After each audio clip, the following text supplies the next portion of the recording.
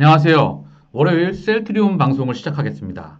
지금 셀트리온이 2%대 삼형제가 조금씩 빠지고 있어요. 셀트리온 기준으로 말씀을 드리면 29만 500원입니다. 근데 지금 이 자리 이탈하셔도 절대 매도하시면 안 됩니다. 여기 이탈하면 여기 쌍정점 정도가 아니에요. 제가 지금 차트를 확대해 왔거든요. 여기 정말 중요한 자리거든요. 기술적으로. 그리고 뭐 기술적뿐만 아니라 투심에 있어서 굉장히 중요한 자리예요. 지지가 몇 번을 받는지 보이시죠? 한 번, 두 번, 세 번, 네 번, 다섯, 여섯, 일곱, 여덟, 아홉, 열, 열하나, 열 번이 넘는 지지를 받으면서 여길 기준선으로 해서 뚫으면 올라가고 밑으로 쳐지면 빠지는 거거든요. 그쵸? 빠졌던 경우가 굉장히 많다. 즉 28만 1,000원대. 이 가격대에 정말 투자 위치적으로 중요한 상황인데 여기 이탈하셔도 매도하시면 안 됩니다. 왜 자꾸 투심으로 중요한 위치, 기술적으로 차트상, 일봉상 중요한 맥자리를 이탈하고 하더라도 매도하지 말라고 하냐? 기업의 성장 스토리는 바뀐 게 전혀 없다. 즉, 성장을 폭발적으로 하고 있다. 아마 조금 있으면 분기에 조 단위의 매출이 아마 2021년도에 소식이 들려오리라 저는 확신합니다. 이런 상황에 회사의 내재 가치가 변한 게 단 하나도 없는데 굳이 차트 가격상 그리고 대외적인 거시환경 때문에 이 부분을 정리를 한다? 그 부분은 절대 투자에 있어서 말이 될 수가 없기 때문에 제가 그 부분을 강조하는 부분이에요. 미 국채금리 급등, 성장주, 가치주 멀어진다. 연일 국채금리에 대한 이슈가 전 세계적으로 지금 아직도 나오고 있는 상황이에요. 조금은 더 갈 것 같아요. 그러면서 성장주와 가치주 멀어진다. 하면서 가치주에 이제 자금을 들어가야 된다. 이제는 금리가 올라갔기 때문에 성장주는 위험해. 그러니까 조금 더 저평가되어 있는 낙폭 과대주인 그리고 벌어들이는 이익 대비 주가가 좀 싼 그런 가치주로 자금을 쏴야 된다. 이런 이야기가 나오고 있는 거거든요. 제가 여기에 대해서 좀 언급을 드리고 갈게요. 먼저 미 국채 금리가 10년짜리가 1.63이에요. 얘가 미국에서는 지금 1.63이 나와서 토요일 날 이제 금요일 밤 미국 증시에서 미국 증시는 이 부분을 지금 받아들였어요. 이제 익숙해졌어. 금리 1.63은 우리가 받아들일 만해. 1.63에 대한 거는 한국 증시는 지금 오늘 시험대에 들어가고 있다. 1.63의 미국 금리를 받아들일 수 있을까? 그 부분이 지금 반영되고 있는 것 같고, 이 중국 증시가 지금 하락으로 시작을 했는데, 한국 증시도 계속 일봉상으로 왔다 갔다 하고 있거든요. 이 부분 같이 한번 확인해 볼게요. 먼저 이 기사 마저 보고 시황 한번 살펴볼게요. 이 기사 한 장에 저는 사실 많은 의미가 담겨 있는 것 같아요. 전체 지금 시장 흐름이 다 보이는 것 같거든요. 거시경제와 지금 현재 글로벌 매크로 환경 그리고 현재 한국 증시까지 대변할 수 있는 참 제가 봤을 때는 의미 있는 한 장의 기사였던 것 같아요. 여기서 삼성증권 연구위원이 이런 말을 해요. 시장금리의 방향성은 점진적으로 상승으로 기우는 모습. 경기 회복과 막대한 재정 부양 규모를 감안하면 금리 상승 압력은 지속될 확률이 높다. 그는 밸류에이션 부담이 상대적으로 낮은 경기 민감 가치주 비중을 지속적으로 확대할 필요가 있다. 금리가 낮을 때는 위험, 탐욕 심리가 높아지면서 성장 섹터에 자금이 몰리죠, 일반적으로. 그래서 성장이 나오는 애들한테 우호적인 환경이 형성이 되죠. 그런데 금리가 올라가면 이제 공포의 심리가 옵니다.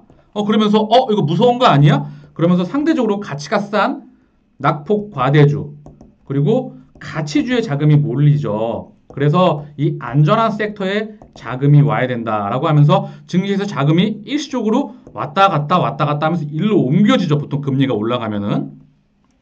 근데 그 이면에는 일단 첫 번째로 실적을 따라 움직입니다. 그래서 이 수급에 따라 시장 수급에 따라서 재료에 따라서 절대 자금을 이렇게 왔다 갔다 하면 안 된다. 그럼 계좌잔고 박살난다.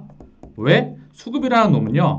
돈이라는 놈은 굉장히 정직해요, 사실은요. 첫 번째, 돈을 운용하는 사람의 욕심과 공포만 있을 뿐 돈은 굉장히 정직하다. 첫 번째, 돈은 금리가 낮은 곳에서 높은 곳으로 흘러갑니다. 두 번째, 성장률이 낮은 곳에서 높은 곳으로 흘러갑니다. 세 번째, 환의 가치가 낮은 곳에서 높은 곳으로 흘러간다. 결국 기업 실적이 증가하는 애한테 자금이 빠져나가더라도 결국 얘한테는 자금이 다시 올 수밖에 없다. 그래서 자금이 일시적으로 이탈하는 것을 따라갔다가 다시 일로 돌아오겠다. 그 행위 자체는 말도 안 되는 행위다. 그러면 영영 그 기업과 동행할 수도 없게 될 수 있는 상황이 충분히 올 수 있다. 주식 투자에서는 절대 금기해야 될 상황입니다. 자, 그럼 두 번째, 왜 그래야 되지 말아야 될까요? 사실 주식시장 자체가 원래 위험시장이에요. 위험자산이잖아요. 은행 예금이 가장 안전하잖아요. 자산시장에 뭐가 있죠? 부동산, 채권, 원자재, 여기에 뭐 금도 있을 수가 있겠죠. 여기에 뭐 비트코인도 나오고 있잖아요. 그런데 지금은 주식이 위험자산인데 부동산도 거품이고요. 주식도 거품이고 채권도 지금 거품이고요. 원자재도 지금 거품이고 금도 거품이에요. 비트코인도 거품이야. 즉 유동성이 너무나 많이 풀려 있다. 지금은 전 세계가 가보지 못한 길을 가고 있다. 인플레이션 얘기가 계속 나오고 있죠. 비단 안전자산, 지금 공포가 왔다고 하면 안전자산으로 자금이 가야 되잖아요. 금이에요. 근데 이미 금값도 너무 비싸다. 왜? 여기에는 안전자산에 대한 수급뿐만 아니라 탐욕스러운 자금까지 같이 들어가 있다. 채권, 대표적인 안전자산이죠. 근데 역사상 최저금리에 있기 때문에 채권 값어치도 역사상 최고치에 있다. 그래서 요즘 채권 시장이 흔들리는 이유가 바로 인플레이션이 나오면서 인플레이션의 쥐약인 바로 물가 상승의 쥐약인 채권은 물가 상승 나오면 채권을 들고 있으면 그 자체가 손해입니다. 그래서 채권 시장에서 지금 패닉이 나오고 있는 그 상황인 거죠. 사실 주식 투자를 하면서 이 모든 상황을 다 본다는 게 너무 힘들잖아요. 그래서 제가 회사 가치만 보고 쭉 장기간 동행하는 걸 바라는 겁니다. 그런데 이 장기간 이런 것들, 경제 분석, 시황 분석, 그리고 기업 분석, 차트 분석을 다 같이 하다 보면 머리가 혼란스러워질 수가 있는데 결국은 마인드 컨트롤을 이 모든 것들을 좀 할 수 있다고 한다면 도움이 될 수 있다는 거죠. 부족하지만 제가 이 멘탈 관리하는 데 있어서 충분히 도움을 드릴 수 있을 거라 부족하지만 해드릴 수 있도록 하겠습니다. 결론은 결국 지금 어떤 자산시장도 다 지금 가보지 못한 길, 고가에 있다. 결국 주식시장에서도 자금을 따라 절대 따라 움직이면 안 된다. 회사와 회사 가치만 보고 장기간 동행하면 된다. 근데 계속 노이즈가 발생을 해요.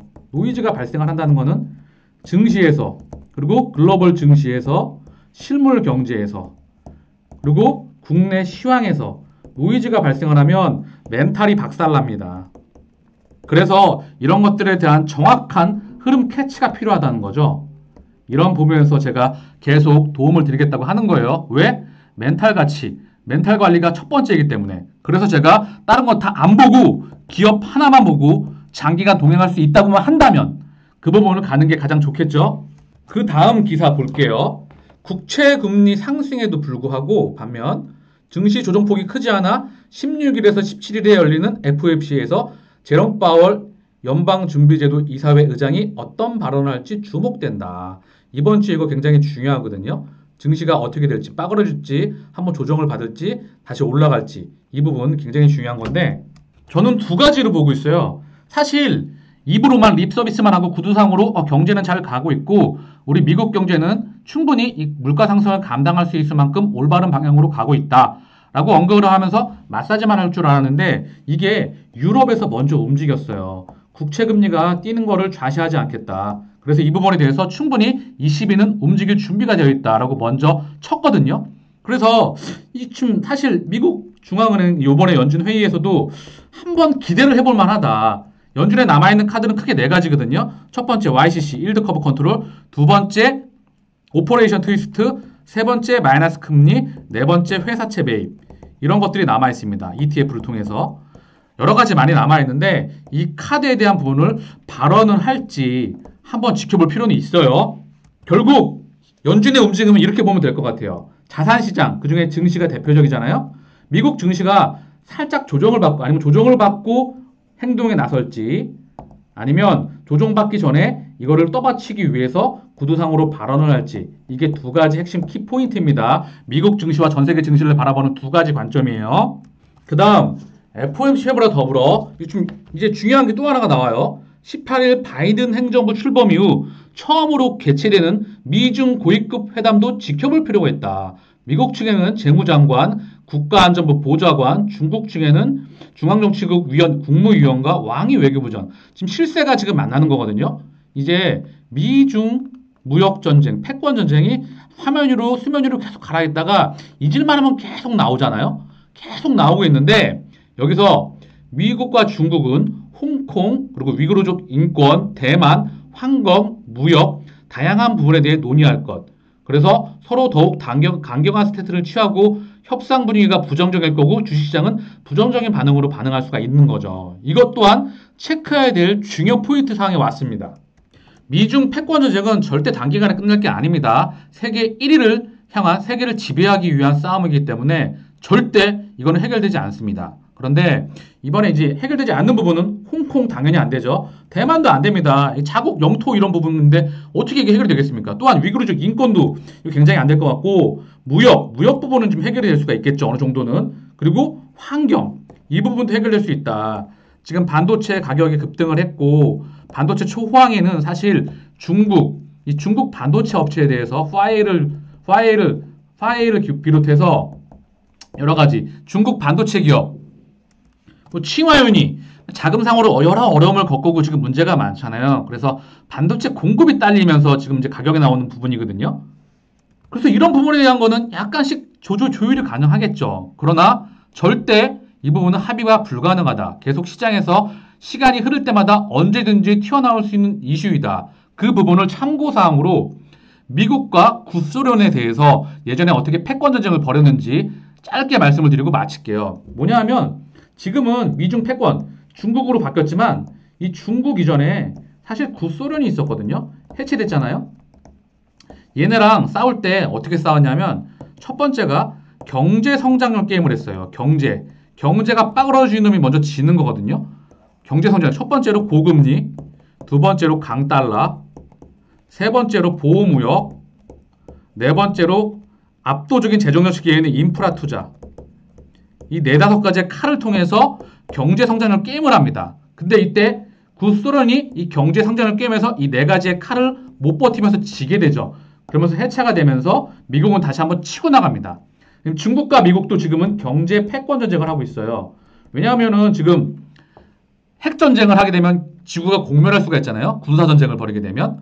그래서 경제 패권 전쟁을 벌이고 있는데 그 부분이 지금 나오고 있는 이슈예요. 일단 여러분이 저는 시황을 보실 때 사실 국내 증시만 보면 안 돼요. 왜냐하면 매크로 세계 경제도 봐야 되고 그리고 국내 경제도 봐야 되는 부분입니다.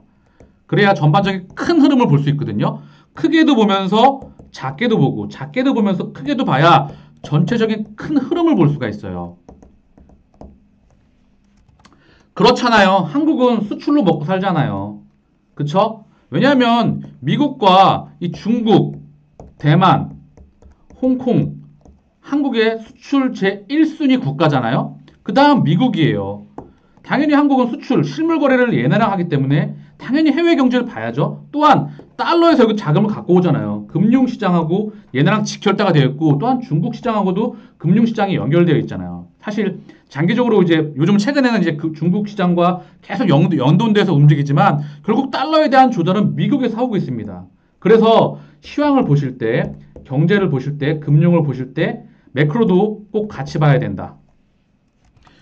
다시 한번 또 하나의 이유는 한국은 미국, 중국, 유럽 이 세 개의 국가에 압도적인 수출을 한다. 물론 동남아와 다른 어떤 뭐 남미와 뭐 여러 가지 등등 세계 뭐 러시아부터 해서 신흥국들의 수출을 많이 하고 있지만 이 세 개 국가에 압도적으로 수출을 많이 한다. 그리고 여기에 일본까지 포함해서 얘네가 전 세계 GDP의 70%를 차지한다. 부의 총량에. 그래서 매크로를 늘 같이 봐야 합니다. 그리고 제가 시간이 날 때마다 사실 이게 경제를 좀 알면 도움이 많이 되거든요. 왜냐하면 주식시장도 중요한 자산시장의 한 축이잖아요. 그래서 이 경제를 사실 크게 이제 금리, 미국 국채금리가 그렇게 이슈가 많이 나오는데도 이제서야 조금 관심이 많이 가시는 분들 계실 거예요. 그리고 금리, 두 번째 뭐 채권, 세 번째 통화량, 인플레, 디플레, 네 번째 뭐 정부 경제 정책이 있죠. 정책에는 뭐 예산으로 할 수 있는 게 있고 세금을 통해서 감세냐 증세를 할 수 있는 게 있겠죠. 다섯 번째 경제 지표가 있을 거예요. 뭐 국내 경제 지표와 세계 경제 지표가 있어요. 여섯 번째 국내 경제 지표에는 보통 경제 성장률, GDP 경제 성장률이라고 합니다. 두 번째 뭐 실업률과 고용률, 세 번째 물가, 네 번째 경기, 다섯 번째 재정 건전성, 여섯 번째 뭐 가계 부채와 부동산 시장 이런 것들로 한번 쭉 지표를 볼 수가 있고요. 이 세계 경제 지표에는 뭐 미국 금리도 있고 뭐 BDI라고 하는 벌크성 운임지수도 있고 수많은 지표들이 많이 있습니다. 뭐 CDS 신용보도 수합이라는 프리미엄 스포도 있고요. 여러 것들이 있는데 이런 경제 지표들과 또 하나 일곱 번째 주식, 여덟 번째 환율, 아홉 번째 파생, 열 번째 무역기사, 세계 무역 이런 것들이 다 사실 경제의 일부분인데 제가 주기적으로 이 기사가 나올 때마다 매크로가 나올 때마다 하나씩 언급을 해드리겠습니다. 그러면 매크로를 보시는데 많은 도움이 있으실 거라 생각합니다. 국내 증시로 돌아올게요. 자, 이제 국내 시장을 보게 되면 셀트리온 삼형제가 셀트리온이 1.85, 헬스케어가 1.73, 제약이 1.45% 하락을 하고 있어요. 그리고 증시를 보게 됐을 때 셀트리온, 코스피는 지금 변동폭이 상당히 심하죠. 내려갔다 올라갔다 내려갔다 올라갔다 0.07. 코스닥도 내려갔다가 올라갔다 내려갔다 지금 올라갔어요. 0.42 상승 중입니다. 코스피 시가총액 화면이거든요. 전반적으로 지금 매가리가 다 없어요. 증시가 뭐 약간 하락하고 있거나 약보합권, 상승 나오는 애가 LG화학, 거의 약보합권이니까 의미가 없어요, 크게. 그리고 기아차, 나머지들은 다 힘이 없어요. 금융 섹터, KB금융, 그리고 신한지주, 금융이죠. 그리고 SK바이오팜, SK바이오사이언스 연결돼 있죠. 한국조선해양, 낙폭과대주죠. 그래서 쭉 보면 지금 전반적으로 코스피 시가총액 상단에는 지금 힘이 별로 없다. 고객 예탁금 규모가 75조 근처까지 갔다가 지금 57조예요. 현격하게 줄어들었다는 거죠. 완전히 우양을 그리고 있어요. 이제 이게 SK바이오사이언스에 갔다가 청약 들어갔다가 돌아오는 자금도 확인이 필요하겠죠. 그에 비해 신용잔고는 지금 박스권이에요. 아직 많이 줄지가 않았어요. 하단 20조 하단 2 3조 중간에 있다는 거죠. 지금 21조대 박스권의 중간 부분에 있다. 아직 신용잔고가 매우 조정폭이 나오진 않았다. 그래서 변동성이 확대가 되고 있는 부분도 있어요. 그 다음 니케이하고 상이하고 항생 볼게요. 먼저 항생을 보게 되면 항생이 지금 빠졌다가 지금 우하향으로 바뀌었어요. 우상향으로 0.01 한국 증시도 영향을 받고 있는 것 같아요. 상해 빠졌다가 지금 위로 바뀌었죠. 그래서 10시 반 이후에는 상해 증시의 방향을 굉장히 주시해야 된다. 상해가 올라가니까 국내 증시도 방향을 틀었어요, 지금. 그리고 항생은 반대로 지금 주가가 꺾이고 있어요. 그쵸? 그런데 중요한 건 상해 조갑 주시가 정말 한국 증시와 연동성이 크다. 그리고 니케이도 볼게요. 니케이는 우상향 하고 있다. 계속해서 자금이 들어가고 있네요. 니케이가 상당히 강해요, 지금. 굉장히 강하거든요. 계속 확인이 필요하겠습니다. 환율 보고 갈게요. 미국 달러가 지금 1136원. 이게 1140원에서 떨어졌죠, 지금. 결국 워낙 강세입니다. 이게 올라가면 안 좋잖아요. 그쵸? 근데 이게 1120원까지 갔었거든요. 1120원에서 40원. 여기서 왔다 갔다 하고 있다. 결국 환율의 영향은 오늘 조금 크게 영향을 받고 있지는 않아요. 왜? 1120원과 1140원 영향권 안에 있기 때문에 원화의 변동폭이 그렇게 크지는 않다. 근데 유가가 지금 차익 실현 물량이 나왔어요. 70달러 근접하자 차익 실현 매물 WTI 0.6% 내려. 자, 유가 막 100달러 이야기 나왔었거든요. 웃기지도 말라 그래요. 그쵸? 100달러 이야기 막 나왔는데 그때가 늘 고점이에요. 그런 이야기 나오면. 그래서 70달러 근접하자 투기적인 세력. 얘네들이 헤지펀드 애들도 많을 거고 원자재에 투자하는 그런 애들이 많잖아요. 금융기관 쪽에서. 이쪽에 이제 차익 실현 물량이 나오는 거예요. 유가가 뛰면 바로 물가가 올라가면서 미국 채금리 계속 올라간단 말이에요. 그럼 시장의 쥐약이잖아요. 그래서 유가에 대한 확인도 필히 해야 되는데 결국 70달러에 근접하자 WTI가 내렸다는 거죠. 유가 근접 밴드, 유가는 제가 봤을 때는 한 60달러, 65달러, 75달러 요 크게 가면 밴드폭을 왔다 갔다 할 것 같다. 이 이상은 크게 움직이기 쉽지 않다. 이렇게 보고 있습니다. 코스피 화면이에요. 코스피 차트인데요. 3053 다행히도 좀 반등이 나오고 있는데 21선에 지금 막히고 있어요. 그래서 여기 고점권 다시 터치하면 좋겠죠. 지금 여기 2950을 종가 기준으로 이탈하진 않았지만 장중에 이탈은 있다 예전에 며칠 전에 이탈을 했죠. 그래서 사실 변동성이 언제든지 확대가 될 수는 있어요. 지금 20에서 뚫어내는 게 중요하죠. 요 가격대. 그리고 그 뒤에 열어두면 2750까지는 열어둬야 돼요. 여기. 그리고 그 밑에 다시 한번 또 여기까지 2710까지 초반대까지 여기까지 열어도 여기 만약에 이탈하면 여기까지 열어둬야 돼요. 와 길죠? 2500. 와 기네요. 왜냐하면 여기 변동폭이 여기가 지지받을 데가 없어요. 급등이 나와서 보면 여기까지 열어둬야 돼요. 만약에 여기 이탈하면 일단 여기입니다. 2770에서 50대 여기까지는 열어두고 지금 21선 저항받고 있기 때문에 여기가 매물대거든요. 여기 뚫으면 또 여기까지 가고 요거 뚫으면 이제 3500 또 여기 보겠죠. 근데 밀리면 일단 여기 요 박스권 안에서 안착을 하는 게 중요합니다. 근데 만약에 여기 뚫리면 결국 여기까지 열어둬야 된다. 2750대까지 120선 올라오죠. 이 박스권에서 놀다가 만약에 여기도 이탈을 하게 되면 2500까지다. 나중에 얘기될 수 있겠죠. 결국 위로도 방향을 틀 수가 있고 아래로도 방향을 틀 수 있겠지만 추가적으로 변동성은 언제든지 나올 수 있는 그런 상황입니다. 오늘 코스피 좀 특이한 하나 나왔어요. 특이한 게 연기금이 현재까지는 플러스를 보이고 있어요. 이 그지 같은 연기금이 50거래 가까이인가요? 계속해서 연일 순매도 하다가 오늘 장중에 지금 11시 40분인데 좀 순매수가 나오고 있긴 해요. 멈출지 안 멈출지 한번 보겠습니다. 그리고 외국인과 기관은 오늘도 팔고 있고 개인이 닫히고 있습니다. 오늘도 한 달 기준으로 9조 가까이 들어왔어요. 외국인이 1조 7천억, 기관이 6천억을 팔았죠. 이 중심에는 연기금이 있었다. 금융투자가 1,800억, 보험이 32억, 투신이 228억. 그리고 여기가 지금 팔고 있고 추가적으로 연기금의 방향이 계속 중요하겠죠. 코스닥에서도 현재 기준으로 개인이 1,359억을 지금 들어오고 있고 외국인과 기관은 800억대, 400억대 지금 매도가 나오고 있어요. 금융투자, 투신, 금융은행, 연기금도 지금 팔고 있죠. 여기서는요. 예, 지금 사실 수급 상황이 좀 그렇게 결국 좋지는 못해요. 결국 그러니까 지금은 증시로 개인이 지금까지 증시를 떠받쳤잖아요. 개인이 더 들어올 수 있거나 외국인과 기관이 이 물량을 또 받아줘야 된다는 부분이에요. 그래야 증시가 다시 한번 계단식을 그리면서 우상향할 수 있겠죠. 셀트리온의 수급을 장중에 잠깐 볼까요? 외국인과 기관 나가고 있죠. 지금 신한에서 팔고 있죠. 검은머리 창구. 그리고 이베스트에서도 팔고 있어요. 그리고 여기 이제 아직 안 나왔어. 보험만 나오고 있는데 우리 연기금 마음에 안 들죠. 지금 계속 팔고 있으니까 마음에 안 들어요. 그러면서 삼성 바이오로스는 담고 있던 그런 상황들이 참 마음에 들지는 않습니다. 셀트리온도 한 달 기준으로 개인이 압도적으로 들어왔어요. 수량이기 때문에 76만 3,963주 개인이 다 받쳐내고 있다는 거죠. 자, 하지만 저는 지지 않을 확신이 있습니다. 즉 이길 자신이 있다는 거죠. 왜?